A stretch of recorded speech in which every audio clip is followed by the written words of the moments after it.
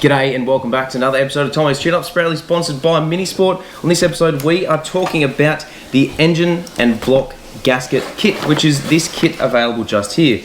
This will do pretty much all the gaskets inside your classic Mini or Moke engine, whether it be A or A+ engines. This does everything from the top of the engine all the way down to the gearbox. It will come with a variety of different gearbox gaskets, but it is important to make sure that you buy the right one to suit. As I've said before in previous episodes, A+ and A series engines and gearboxes are generally the same in terms of what they need. They are different in different regards, such as different type of gaskets depending on whether it's A+ or A series, which I'll get to in a second. But make sure that you buy the right one to suit rod change, remote, or even magic wand. Now, a big difference in the A series to A+ engines is exactly this here, Jackson. So this is a timing case cover. So as you can see, they're two different shapes. The ovaled one, this one here that looks like a Chevy timing case for instance, this is off an A series engine, so like the one that's in Grace. This one here with the step down to the side, this is an A+ timing case gasket. So this will go on to suit exactly this engine, or gearbox should I say. So it's an A+ gearbox with an A+ engine. You can interchange gearboxes with engines, but we'll discuss that on another episode. So the gearbox and gasket kit comes with a different variety. So it comes with both of them, depending on what style it is.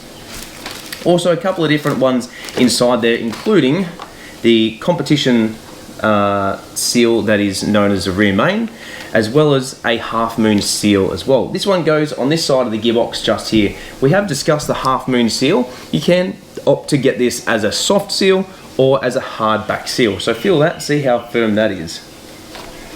That is a really good option to go with because you can actually change this seal whilst it is in the car, so you don't have to pull the engine and gearbox apart.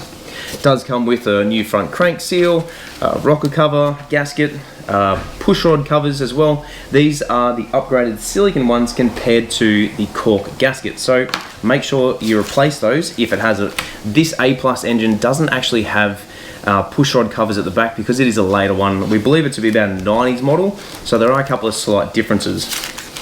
It does come with a heap of gaskets as well, so make sure you replace those. These are generally the oil pressure relief valve gaskets that do need to be replaced whenever you're pulling it apart. It comes with an oil pump gasket, I believe, as well, which is hidden inside here somewhere. Jackson's just playing with all the seals at the moment. Here we go. So this is the oil pump gasket. You can use this style. I'd generally like to use the original green one, which is generally a little bit thicker, but that will do the exact same job.